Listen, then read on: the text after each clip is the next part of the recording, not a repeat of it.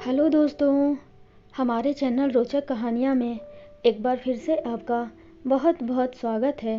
तो चलिए हम आज की कहानी शुरू करते हैं। आज की कहानी है उस रात जीजा और साली में। शीला और मैं एक सप्ताह मसूरी में बिता कर लौटे हैं। वह अपनी बड़ी बहन सरिता को बड़े जोशीले अंदाज में अपने खट्टे मीठे अनुभव सुना रही है। सरिता की पूरी दिलचस्पी बहन की बातों में है। मैं दीवान पर लेटा लेटा कभी शीला की कोई बात सुनकर मुस्कुरा पड़ता हूँ तो कभी छोटी सी झपकी का मज़ा ले लेता हूँ। मेरी सास सुधा देवी रसोई में खाना गर्म करने गई हैं। मुझे पता है कि सारा खाना सरिता पहले ही बना चुकी है। सारा भोजन मेरी पसंद का निकलेगा। पुराने अनुभवों के आधार पर मेरे लिए यह अंदाज़ा लगाना कठिन नहीं है। ससुराल में मेरी खूब खातिर होती है और इसका पूरा श्रेय मेरी बड़ी साली सरिता को ही जाता है। शीला अपनी बड़ी बहन सरिता के बहुत करीब है क्योंकि वह उसकी सबसे अच्छी सहेली और मार्गदर्शक दोनों है। शायद ही कोई बात वह अपनी बड़ी बहन से छिपाती हो। उसकी सलाह के खिलाफ शीला से कुछ करवा लेना असंभव सा ही है। हमें पहला बच्चा शादी के 2 साल बाद करना चाहिए। हमारी शादी के सप्ताह भर बाद ही शीला ने शर्माते हुए यूँ अपनी बात बताई तो मैं हंस पड़ा था। मैं तो इतना लंबा इंतज़ार नहीं कर सकता हूँ। उसे छेड़ने के लिए मैंने उसकी इच्छा का विरोध किया। मेरे ऐसा कहने के पीछे एक कारण है। क्या? इन पहले 2 सालों में हम अपने वैवाहिक जीवन का भरपूर मज़ा लेंगे। समीर, अगर मैं जल्दी माँ बनने के झंझट में फंस गई तो हो सकता है तुम इधर उधर ताक झाँक करने लगो और वह हरकत मुझे कभी बर्दाश्त नहीं होगी। यह कैसी बेकार की बातें मुंह से निकाल रही हो। उसे सचमुच परेशान देखकर मैं खींच उठा। मेरी दीदी हमेशा मुझे सही सलाह देती हैं और हम बच्चा। तो यह बात तुम्हारी दीदी ने तुम्हारे दिमाग में डाली है? जी हाँ, और वह गलत नहीं है। चलो मान लिया कि वह गलत नहीं है, पर एक बात बताओ, क्या तुम हर तरह की बातें अपनी दीदी से कर लेती हो? बिल्कुल कर लेती हूँ। वह बातें भी जो बंद कमरे में हमारे बीच होती है। मैंने चुटकी ली। जी नहीं। वैसे मुझे उसके इनकार पर उस दिन भरोसा नहीं हुआ क्योंकि मेरा सवाल सुनकर उसके हाव भाव वैसे हो गए थे जैसे चोरी करने वाले बच्चे को रंगे हाथों पकड़े जाने पर होते हैं। इस बात की पुष्टि अनेक मौक़ों पर हो चुकी है कि शीला अपनी बड़ी बहन को हर बात बताती है। इस कारण अगर मैं या मेरे परिवार वाले परेशान नहीं हैं तो इसलिए कि सरिता बेहद समझदार और गुणवान है। मैं उन्हें अपने परिवार का मजबूत सहारा मानता हूँ। टांग अड़ाकर परेशानी खड़ी करने वाला रिश्तेदार नहीं। सरिता के पास न रंग रूप की कमी है न गुणों की। कमाती भी अच्छा है, पर दुर्भाग्य की बात यह है कि बिना शादी किए ही वह खुद को विधवा मानती हैं। रोहित नाम के जिस युवक को वह किशोरावस्था से प्रेम करती थीं, करीब 2 साल पहले उसका एक सड़क दुर्घटना में देहांत हो गया। इस सदमे के कारण सरिता ने कभी शादी न करने का फैसला कर लिया है। किसी के भी समझाने का सरिता पर कोई प्रभाव नहीं पड़ता। मेरे माता पिता ने भी उन्हें शादी करने के लिए राजी करने की कोशिश दिल से की थी। तब उनका कहना था, मेरी तकदीर में अपनी घर गृहस्थी के सुख लिखे होते तो मैं जिसे अपना जीवन साथी बनाना चाहती थी वह मुझे यूँ छोड़कर नहीं जाता। रोहित की जगह मैं किसी और को नहीं दे सकती। करीब महीने भर पहले मेरा जन्मदिन था। सरिता ने कमीज पैंट और मैचिंग टाई का उपहार मुझे दिया था। थैंक यू बड़ी साली साहिबा। मैंने मुस्कुराते हुए उपहार स्वीकार किया और फिर भावुक लहजे में बोला, मुझे आपसे एक तोहफा और चाहिए। आशा है कि आप मना नहीं करोगी।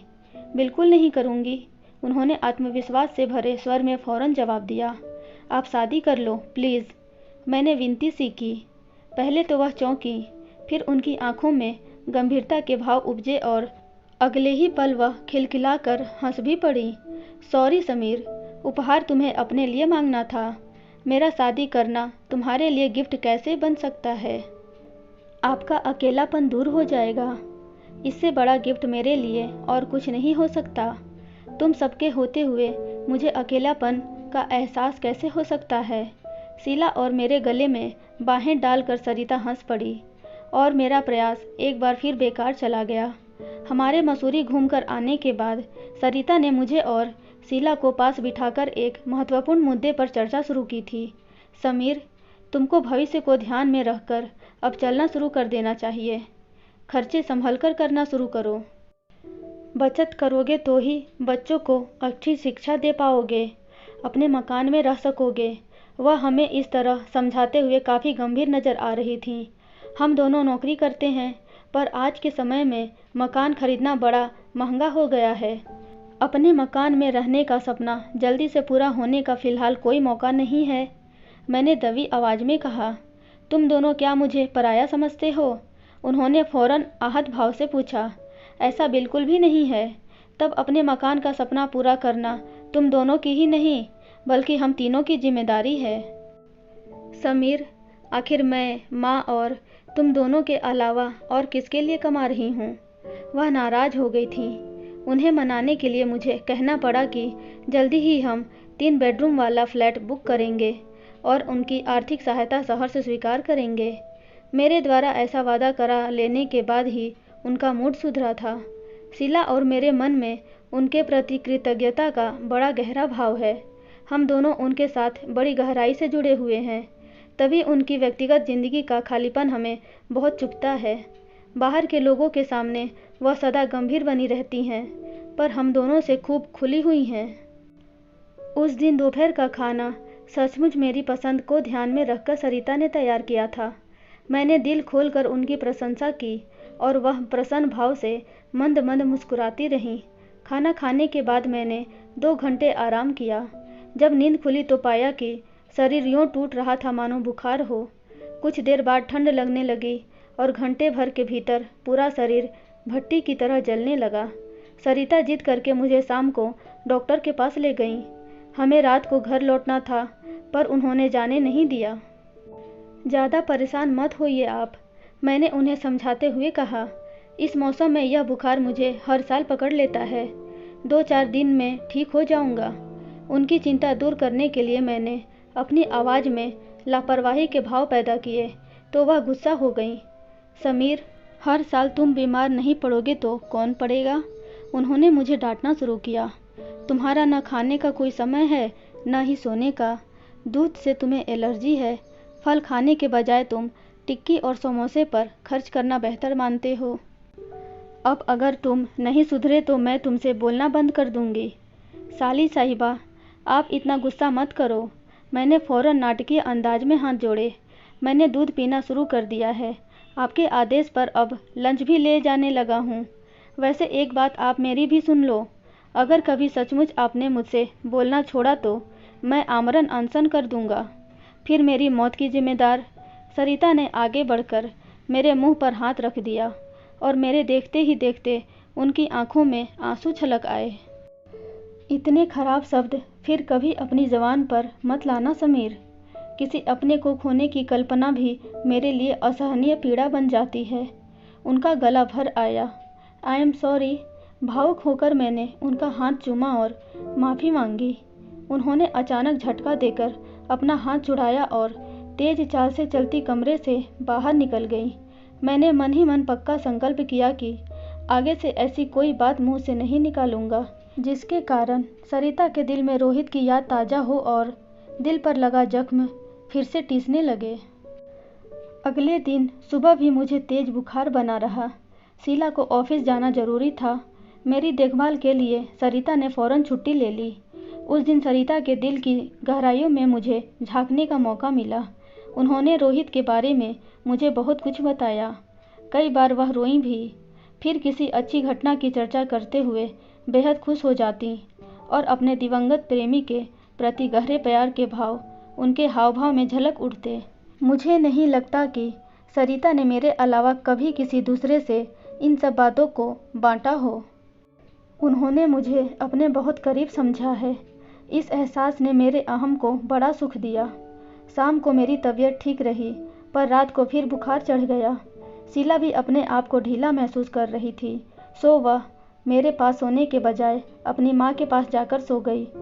सरिता को अब 2 मरीजों की देखभाल करनी थी। हम दोनों को उन्होंने ज़बरदस्ती थोड़ा सा खाना खिलाया।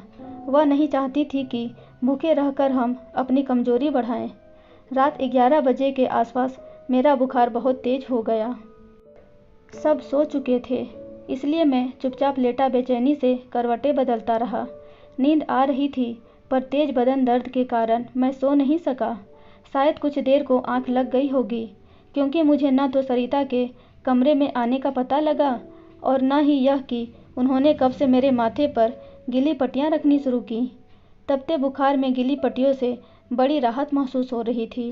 मैं आंखें खोलने को हुआ कि सरिता ने मेरे बालों में उंगलियां फिराते हुए सिर की हल्की मालिश शुरू कर दी।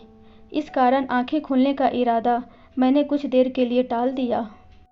जिस बात ने मुझे बहुत जोर से कुछ देर बाद चौंकाया, वह सरिता के होठों का मेरे होठों पर हल्का सा चुंबन अंकित करना था। इस चुंबन के कारण एक अजीब सी लहर मेरे पूरे बदन में दौड़ गई। मैं सरिता के बदन से उठ रही महक के प्रति एकदम से सचेत हुआ। उनकी नज़दीकी मेरे लिए बड़ा सुखद एहसास बनी हुई थी। मैंने झटके से आंखें खोल दी। सरिता की आंखें बंद थीं। वह न जाने किस दुनिया में खोई हुई थीं। उनके चेहरे पर मुझे बड़ा सुकून और खुशी का भाव नजर आया। सरिता, अपने माथे पर रखे उनके हाथ को पकड़कर मैंने कोमल स्वर में उनका नाम पुकारा। सरिता फौरन अपने सपनों की दुनिया से बाहर आई। मुझसे आंखें मिलाते ही उन्होंने लाज से अपनी नज़रें झुका लीं। अपना हाथ छुड़ाने की उन्होंने कोशिश की, पर मेरी पकड़ मजबूत थी। सरिता, तुम दिल की बहुत अच्छी हो, बहुत प्यारी हो, बड़ी सुंदर हो। इन भावुक शब्दों को मुंह से निकालने के लिए मुझे कोई कोशिश करनी नहीं पड़ी। जवाब में खामोश रहकर वह अपना हाथ छुड़ाने का प्रयास करती रहीं। एक बार फिर मैंने उसका हाथ चूमा तो उन्होंने अपना हाथ मेरे हाथ में ढीला छोड़ दिया।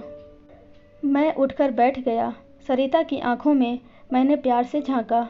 वह मुझसे नज़रें न मिला सकीं और उन्होंने आंखें मूंद लीं। सरिता का रूप मुझे दीवाना बना रहा था। मैं उनके चेहरे की तरफ झुका। उनके गुलाबी होठों का निमंत्रण अस्वीकार करना मेरे लिए असंभव था। मेरे होठ उनके होठों से जुड़े तो उसे तेज झटका लगा। उनकी खुली आंखों में बेचैनी के भाव उभरे। कुछ कहने को उनके होठ फड़फड़ाए, पर शब्द कोई नहीं निकला। सरिता ने झटके से अपना हाथ छुड़ाया और कुर्सी से उठकर कमरे से बाहर चल पड़ी। मैंने उन्हें पुकारा, पर वह रुकी नहीं। मैं सारी रात सो नहीं सका। मन में अजीब से अपराध बोध और बेचैनी के भावों के साथ साथ गुदगुदी सी भी थी। अगले दिन सुबह सरिता अपनी माँ और शीला के साथ कमरे में आई। मैं काफ़ी बेहतर महसूस कर रहा था। समीर बेटे, एक खुशखबरी सुनो। सरिता ने शादी के लिए हाँ कर दी है। यह खबर सुनाते हुए मेरी सास की आंखों में खुशी के आंसू भर आए। अरे, यह कैसे हुआ? मैंने चौंक कर सरिता की तरफ अर्थपूर्ण दृष्टि से देखा। मुझे अचानक एहसास हुआ कि मेरे अंदर की औरत, जिसे मैं मरा समझती थी, जिंदा है और उसे जीने का भरपूर मौका देने के लिए मुझे अपनी अलग दुनिया बसानी ही पड़ेगी। समीर, सरिता ने मुझसे बेधड़क आंखें मिलाते हुए जवाब दिया। आपका फैसला बिल्कुल सही है। बधाई हो। अपनी बेचैनी को छिपाकर मैं मुस्कुरा पड़ा। Thank you Sameer. तुमने रात को मेरी आंखें खोलने में जो मदद की है, उसके लिए मैं आजीवन तुम्हारी आभारी रहूंगी। सरिता सहज भाव से मुस्कुरा उठी। समीर, ऐसा क्या समझाया तुमने जो दीदी ने अपना कट्टर फैसला बदल दिया? शीला ने उत्सुक लहजे में सवाल पूछा। मैंने कुछ देर सोचने के बाद गंभीर लहजे में जवाब दिया। मेरे कारण सरिता को शायद यह समझ में आ गया कि टेलीविज़न धारावाहिक या फिल्में देखकर या फिर किसी दूसरे की घर गृहस्थी का हिस्सा बनकर जीने का असली आनंद नहीं लिया जा सकता है। जिंदगी के कुछ अनुभव शेयर नहीं हो सकते हैं और शेयर नहीं करने चाहिए। मैं ठीक कह रहा हूँ ना सरिता जी? सरिता से हाथ मिलाते हुए मैंने उन्हें एक बार फिर शुभकामनाएं दी। वह प्रसन्नता से भरी ऑफिस जाने की तैयारी में जुट गईं। मैं भी अपने आप को अचानक बड़ा हल्का, तरोताज़ा और खुश महसूस कर रहा था। शीला का हाथ अपने हाथों में लेकर मैंने सरिता को दिल से धन्यवाद दिया, क्योंकि उन्होंने मुझे बड़ी भूल और गलती की दलदल में फंसने से बचा लिया था। सरिता के प्रति मेरे मन में आदर सम्मान के भाव पहले से भी ज़्यादा गहरे हो गए थे। दोस्तों, आपको ये कहानी कैसी लगी प्लीज़ कमेंट में बताइएगा। और ऐसी ही रोचक कहानियाँ पढ़ने और सुनने के लिए हमारे चैनल रोचक कहानियाँ को please like share and subscribe ज़रूर करें। Thank you.